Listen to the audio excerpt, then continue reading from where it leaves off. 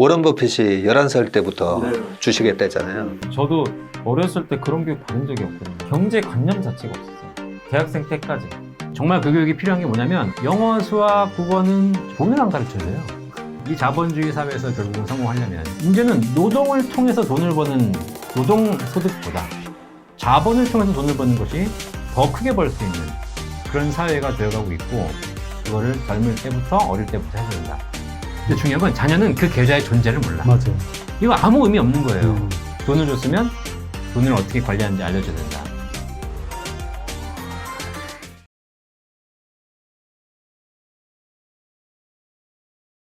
안녕하십니까. 레슨몬의 뱃사부 배진환입니다.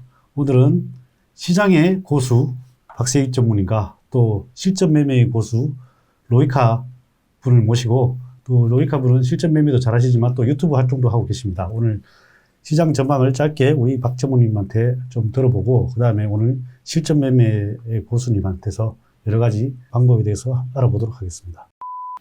그리고 다음 차트를 보시면은 이제 쭉 급등을 했다가 하락하는 그런 차트인데, 저는 여기에 지지와 저항을 한번 넣어보겠습니다. 이 지지와 저항은 다음 차트에 보시면은 지지와 저항은 사실 굉장히 쉬운 지표고, 그리고 누구나 이 주식 투자를 하시는 공부를 좀 하셨던 분들은 아는 부분들인데 좀 간과하는 부분들이 많이 있습니다. 이 지지와 저항에서 투자자들이 관심이 없는 구간들, 거래량이 적은 구간들, 그런 구간에서는 특히 바닥권에 있는 아예 관심이 없는 그런 구간에서의 저가를 연결을 해두고 그게 지지다라고 이야기를 하시는 분들이 계시는데, 사실 그건 아닙니다. 자, 이 저가와 고가가 중요한 거는 투자자들이 그 저가와 고가에 관심을 가지기 때문이고, 그런 많은 투자자들이 투자를 시작하는 거래량이 늘고 난 이후에 지지와 저항의 의미가 있는 거라고 생각을 합니다. 그리고 다음 그림처럼 지금 여러 번 지지를 받았던 구간, 여러 번 지지를 받았던 그 차트가 맞습니다. 예. 기준점이라고 제가 빨간색 동그라미를 이렇게 그려놨는데, 여러 번 이렇게 지지를 받았던 구간은 지지로서 신뢰도가 높다라고 보시면 됩니다. 신뢰도가 높다는 게 지지할 확률이 높다 이런 개념이 아니라, 만약에 이 여러 번 지지를 했던 이런 신뢰도 높은 구간을 이탈하게 되면 거래량도 동반할 가능성이 크고, 그리고 이게 저항으로 작용을 해서 지속으로 빠질 가능성이 크다라는 부분들을 말씀을 드리는 부분이기 때문에, 그래서 지지와 저항을 그을 때는 꼭 이런 부분들을 고려해서 선을 그어야 된다라는 부분들입니다. 이제 이때 그 밑에 중간에 하락 이탈하셨잖아요. 그때는 매도를 하는 거 아닌가요? 중간에 그 중간 지점에 2014년, 15년 사이 중간에도 하락 이탈했잖아요. 네. 중간에도 이탈했다가 들어왔는데, 그 부분은 만약 오늘 시간이 될지는 모르겠지만 이 지지와 저항 안에도 그냥 저가와 고가지만 여러 가지 속임수 신호들도 나타나고, 그렇기 때문에 그 부분에 대해서는 오늘 좀 나중에 하게 되면 예를 들어서 말씀을 좀 드리도록 하겠습니다. 이 부분은 네. 제가 설명을 드리면요. 우리가 기술적 지표를 보면서 매매를 하다 보면 방금 배사부님이 예리한 지적을 해주셨죠. 똑같은 지지선에서 14년도에 한번 이탈을 하잖아요. 네, 맞습니다. 네. 이 기술적 지표를 이용하는 거에 있어서 가장 중요한 부분이 뭐냐면, 2014년도에 이 지지선을 깼을 때 팔아야 돼요. 팔고 그 지지선을 다시 뚫고 올라오잖아요. 또 다시 사야 돼요. 그리고 다시 깨잖아요. 다시 또 팔아야 돼요. 그리고 다시 뚫고 올라오잖아요. 또 사야 돼요. 다시 사야 돼요. 계속 그럼 손해가 반대 사고. 그래서 저는 저랑 같이 95년부터 모임을 하고 계시는 분이 이런 똑같은 매매만 해가지고 돈을 엄청 버셨거든요. 근데 그분 같은 경우에 결국은 대부분의 이제 시스템 트레이딩의 그 대부분이 다 보면 아시겠지만, 추세에서 먹고 짧은 박스에서 터지는 매매를 합니다. 그런 매매를 하다 보니까 이 긴 추세를 먹고 지지선 깨지면 팔고, 그리고 그 지지선이 다시 회복되면 사고, 깨지면 팔고, 다시 올라가면 또 그 추세를 쭉 먹어요. 그런 매매를 하기 때문에 돈을 버신 건데, 사람의 본능이 이거 하기가 힘들잖아요. 그렇죠. 이거 박스권에서 깨지면 손절했다가 올라가면 다시 샀다가 이거 한 계속 두세 번 손해가 볼 하다 것 보면 같은데. 네. 사고 팔고 하다 보면 그렇죠. 계속 손해가 볼 것 같은데. 두세 번 하다 보면 막 인생에 막 뭐 그렇겠죠. 다 박자가 가서 내가 이거 하는 게 도대체 맞는 건가? 네. 이런 자기 자신에 대한 자신감을 잃으면서 네. 그걸 안 하게 돼요. 네. 안 하게 되고 이번에는 그래서 2016년 말에 이제 네. 본격적으로 빠질 때 네. 지난번 2014년도에서 샀다 팔았다 두 번이나 이 손절했었는데 이번에도 다시 올라오겠지 하고 네. 안 팔았다가 네. 이렇게 이제 네. 만 원까지 빠지는 네. 그런 거를 겪게 되는 거죠. 그래서 기술적 분석에 대한 확실한 나만의 필살기가 있으면 무조건 그걸 기계적으로 해야 돼요. 네, 기계적으로. 맞습니다. 그렇죠. 그럼 이게 지금 종가상으로 이탈했을 때 팔아야 되는 거죠? 아닙니다. 아니면 그러면 여기 무조건 이탈하는 순간에 팔아야 되는 겁니까? 네, 그런 부분들이 있는데, 이 지지와 저항에 관련해서, 이 설명을 하면 이 부분만 하더라도 거의 1시간, 2시간 이야기를 해야 돼요. 그러니까 이것도 왜냐면 꼬리가 이탈하면서 네. 꼬리가 나온 부분이 많아서. 예를 들어서 제가 설명을 드리면은, 지금 제가 드린 자료의 31페이지를 한번 보시면은, 자, 31페이지 한번 보시면은, 실제 시장에서 이 지지와 저항이 필요 없다라고 이야기를 하시는 분들의 대부분이 이런 신호들 때문입니다. 31페이지하고 32페이지를 보시면 이런 경우들이 너무나 많습니다. 너무 많죠. 네. 깼다가 다시 상승을 하고 또 그리고 깼다가 상승을 하고 하락을 하고 네, 이런 부분들은 이제 트랩이라고 그 위에 그 지지선이나 아니면 저항선을 깼다가 다시 뭐 안착하는 이런 경우들을 트랩이라고 하고 그리고 다음에 지지선까지 오지 않고 바로 상승을 하거나 아니면 저항까지 가지 않고 바로 하락을 하는 그런 경우들을 페일러라고 합니다. 자, 그러면 이런 경우들하고 이런 위에 트랩 같은 경우들이 너무 많은데 많죠.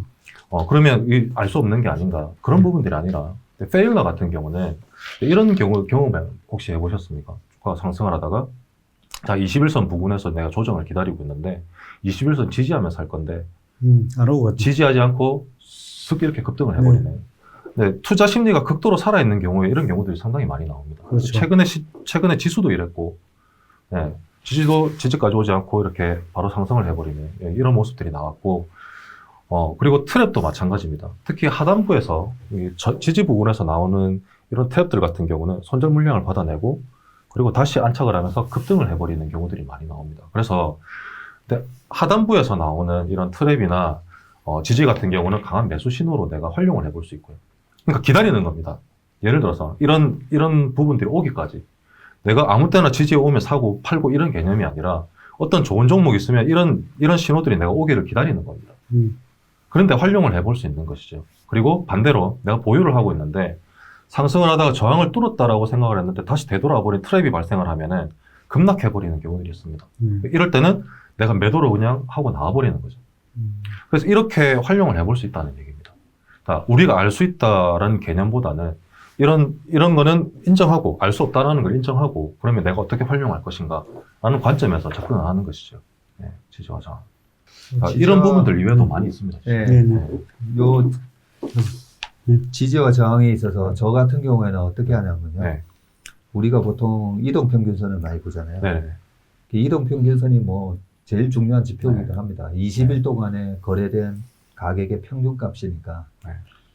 그런데 요 방금 지지와 이탈에서 어디서 손절을 하고 어디서 다시 매수를 하는지 저는 이제 매물대 차트를 항상 보거든요.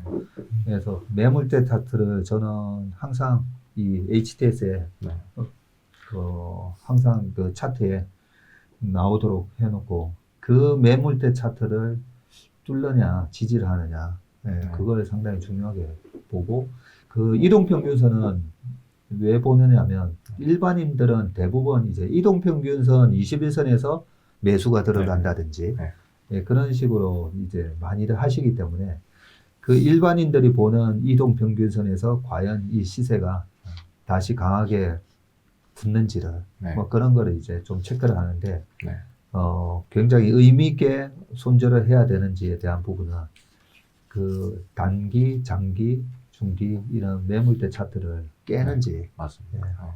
그런 부분을 참고로 하는데 네. 아마 그런 것까지 설명하시기 제가 좀 시간이 모자라서 아마 그는 네. 근데 이 부분을 말씀을 드리는 이유는 뭐 예를 들어서 내가 보유를 하고 손절을 하고 이런 부분들도 있지만 반대로 활용을 해서 내가 보유를 했다가 손절을 할 수도 있지만 확인을 안 했기 때문에 작은 금액을 매수를 해놓고 보유를 하고 있다가 내가 트랩이 확인이 되면은 그때 내가 비중을 더 실겠다 라고 한다든지 뭐 이런 다양한 전략을 활용할 수 있습니다. 네, 그렇기 때문에 이 기술적 분석은 그냥 단지 기법이지만 기술이지만 이걸 통해서 실제 시장에 적용을 해서 다양한 전략으로 고수가 될 수 있다는 것이죠. 네, 그러니까 수익을 보아갈 수 있다는 얘기입니다. 그래서 이 기술적 분석은 상당히 유용하다고. 그러니까 트랙 부분에서 네. 사실 때도 있습니까? 그럼요. 네, 살 때도 있습니다. 음. 어떤 종목들 같은 경우는 아주 강하게 매수를 할 때도 있습니다. 아, 네. 그거는 지표로 보는 게 아니라 뭐 다른 회사 가치랑 뭐 이렇게 뭐 그걸 가치도 기본적인- 있지만 지금 투자자들이 이 종목에 투자하는 행태들, 관심도 이런 것들도 적용을 할 때도 있고, 네. 그리고 뭐 수급적인 부분들도 참조할 때도 있고, 네, 그렇습니다. 27페이지에 네. 보니까 좋은 얘기를 네. 해놓으셨네요. 네. 방금 제가 이제 매물 때 말씀드렸었는데 네. 27페이지에 보니까 거래량이 적은 구간에서의 지지와 저항은 의미가 없다. 네, 이 정말 맞는 얘기거든요. 맞습니다. 네. 그렇죠. 거래 없이 그냥 네. 이 주가가 아무 관심을 못 받고 네. 기업의 가치 변화가 없는 그런 모멘텀이 없는 기업은 그냥 맞습니다. 뭐 시장 상황에 따라서 뭐 예전에 뭐 트럼프가 뭐 미중 무역 분쟁 한다 그러면 또 밀렸다가 네, 그죠? 맞습니다. 네. 또 뭐 시장이 다른 주식들이 올라가는 것 같으면 또 올라갔다가 거래가 없으면 그냥 소외주잖아요. 맞습니다. 네. 그런 주식에 있어서 이 차트를 보면서 네. 왜 이거 여기서 지지가 안 되고 왜 저항을 왜 못 받고 이런 거 의미가 없다라는 거고. 맞습니다. 네, 좀 좋은 얘기를 또 그리고 그 다음 페이지에도 좀, 예. 네. 그 다음 페이지에도 보시면은, 지금 30페이지, 29페이지인가.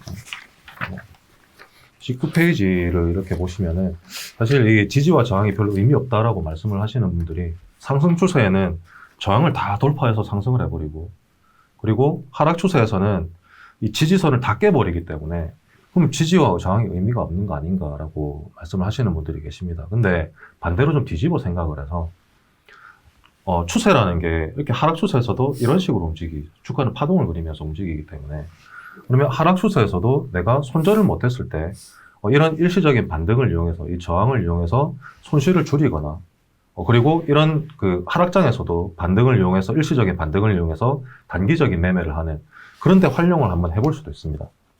저 지지와 저항을 활용을 해서 그래서 지지는 의미가 없지만 하락 추세에서 지지는 의미가 없지만 저항은 의미가 있다는 개념이죠. 그리고 다음 페이지에도 상승 추세에서도 내가 상승하는 초기에 못 샀다고 하더라도 상승 추세에서는 저항을 다 돌파하면서 상승해버리기 때문에 저항은 의미가 없지만 그 돌파 이후에 지지하는 이 지지를 활용해서 내가 아래에서 못 샀더라도 단기적으로 접근을 해볼 수도 있고 신규로 진입을 해볼 수도 있다는 거지. 활용을 해볼 수 있다. 그래서 상승 추세에서는 지지가 의미가 있고 하락 추세에서는 저항의 의미가 있다 네네. 하는 부분들을 설명을 이거 아주 중요한 것 네, 같은데. 네. 오늘 제가 보니까 기술적 분석에 있어서 제일 중요한 얘기를 다 네. 해주신 것 같아요. 네. 해주신 것 같고 대충 이제 마무리를 네. 하면 좋을 것 같은데 방금 마지막에 29페이지 보여주신 네. 차트 있잖아요. 네. 뭐 요거 제 얘기를 좀 하고 이제 마무리하고 다음 네. 시간에 또 네. 했으면 좋겠는데요. 네. 요 29페이지 네. 이 차트가 시장의 추세가 끝나고 주도주가 무너질 때 네. 나타나는 전형적인 차트입니다. 네. 여기 보시면 어렴풋이 헤드 앤 숄더가 보일 거예요. 그죠? 네. 예, 중간에 이제 헤드 값이 2016년 초에 보이고, 그리고 오른쪽 어깨 만들다가 이 저항 A선에서 또 지지가 돼야 되는데 지지를 못하고 깨면서 저항선이 돼버리잖아요. 네. 그러고 무너지는데, 요런 차트가 나올 때마다 제가, 무서운 차트가 나왔다라고 하는데, 이게 거의, 사람의 관상으로 따지면 입술이 파래지는 차트예요. 네. 네. 네. 네. 멀쩡한 그렇죠. 사람이 입술이 네. 파래지면 네. 혈액순환에 뭔가 문제가 생겼다는 네. 거잖아요. 네. 그래서 이건 심장 스트로크가 온다든지 아니면 뇌혈관 질환이 온다든지 아주 그런 부분인데 왜 이 차트가 중요한 부분이냐면 과거에 시장을 주도했던 차트 한번 보세요. 지금 요 차트는 제가 딱 보니까 2016년 초면 네. 경기 민감주들이 다 박살이 났을 때예요. 네. 그래서 2015년하고 16년 초에 14, 15년도에 뭐 건설주부터 해가지고 미분양 때문에 GS 건설부터 해외 플랜트 다 안 되고 유가가 2014년 하반기부터 박살 나거든요. 그렇게 100불에서 유가가 빠지기 시작하면서 2015년도에 유가가 아마 90불에서 한 40불까지 빠지고 그 40불이 다시 26불 되는 게 2016년 2월 달이에요. 그런 상황에서 이 기업은 전고점 뚫는 그런 모습이잖아요. 네. 그러면 뭐 약간 좀 바이오라든지 뭐 그쪽이었지 않았을까라는 추정을 하는데 뭐 한미약품 같은 그래프 비슷한 그림 나오기도 한데 한미약품은 아닌 것 같아요. 왜냐면 저도 16년도에 사례를 너무 많이 들다 보니까 이게 네. 무슨 종목인지 네. 그런데 16년도 이게 이제 우리가 기술적 분석을 할 때 네. 총체적으로 종합적으로 분석을 해야 되잖아요. 네. 그래서 처음에 우리 로이카님이 처음에 말씀하셨던 것처럼 뭐 몇 가지 지표만 보고 와 이것만 하면 이제 앞으로 돈 벌겠다 이거 아니라고 네, 말씀하셨잖아요. 그래서 제가 기술적 분석을 어떻게 이용하는지에 대한 지금 방법을 말씀드리는데 2016년 2월 이후로부터 장이 굉장히 강세장으로 진행되잖아요. 시장은 강하게 가는데 얘는 거꾸로 가고 있잖아요. 그죠? 네, 맞습니다. 그러면 그 전 약세장에서 부각이 됐던 성장주였는데 2016년부터 경기 민감주들이 돌면서 이제 무너지는 기업들이거든요. 그 무너지는 기업이면 2016년도에 얘가 계속 주도주가 되려면 16년도 가면 갈수록 전고점을 뚫는 모습이 나와야 되는데 오히려 그 전에 강하게 지지가 됐었던 이 9만 원 선이 깨져 버리는 거죠. 그렇죠. 그래서 저는 어떻게 보냐면 이 회사 하나의 차트만 보는 게 아니라 이 차트 속에 시장 전체 차트를 저는 그려요. 아, 네. 시장 전체 차트를 놔놓고 코스피가 이렇게 강하게 올라가는데 얘는 오히려 그러면 시장 전체 차트랑 비교하면 이 차트는 급락하는 차트예요. 네. 그렇죠? 맞습니다. 상대적으로. 네. 이게 그런 식으로 봤을 때 이 4월에서 5월 달에 오른쪽 어깨에서 저는 무조건 팔아요. 네. 먼저 여기서 일단 날리고요. 왜냐면 아니 얘가 계속 주도주였으면 전 고점 12만 원을 돌파했었어요. 네. 근데 그게 아니라 11만 원까지 반등 들어오다가 다시 밀리잖아요. 그러면 저는 보통 이 오른쪽 어깨에서 일단 무조건 날립니다. 네. 날리고 한 절반 뭐 이렇게 날렸다가도 이 저항선 여기서 항상 반등이 들어갔었으니까 저항 A에서 지지가 됐어야 되는데 여기를 깨잖아요. 네. 여기를 깨면 마지막 무조건 탈출해야 되는 네. 차트거든요. 이게 과거 언제 이런 차트가 똑같은 게 있냐면 2008년도에 리만 사태 터지기 전에 우리나라 코스피 차트를 보면 똑같은 차트가 네. 나요. 코스피 차트가 2080에서 2008년 초에 한 1800까지 빠졌다가 3, 4, 5월 달에 이렇게 반등이 들어가거든요. 그 전에 이제 베어스턴스가 망하고 뭐가 망하고 하다가 이제 진정되나 봐 했다가 3, 4, 5월 달에 이렇게 반등 들어왔다가 6월 달부터 이렇게 깨져요. 깨지면서 전저점을 딱 깨는 거 보고 등골이 오싹한 거예요. 네. 도대체 2,000 얼마였는데 지금 1,800의 이 지지선을 왜 지지 못하고 깨지지? 뭔가 더 펀더멘탈에 기스를 가는 뭔가 더 악재가 남아있나?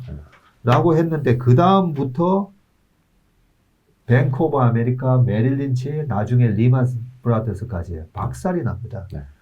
그 박살이 나는 거 시장이 코스피 차트가 미리 말을 해줬어요. 그래서 오늘 하나만 더 물어보고. 예. 여기 제일 그래도 저기 보통 트레이더들은 네. 트랩에서 네. 보통 제일 보면 이게 아까 박전무님은 오히려 팔았다가 다시 샀다가 한다 그러는데 네. 그게 거기서 어떻게 대응하는지 하는 비법을 좀 알려주시면 좋을 것 같아요.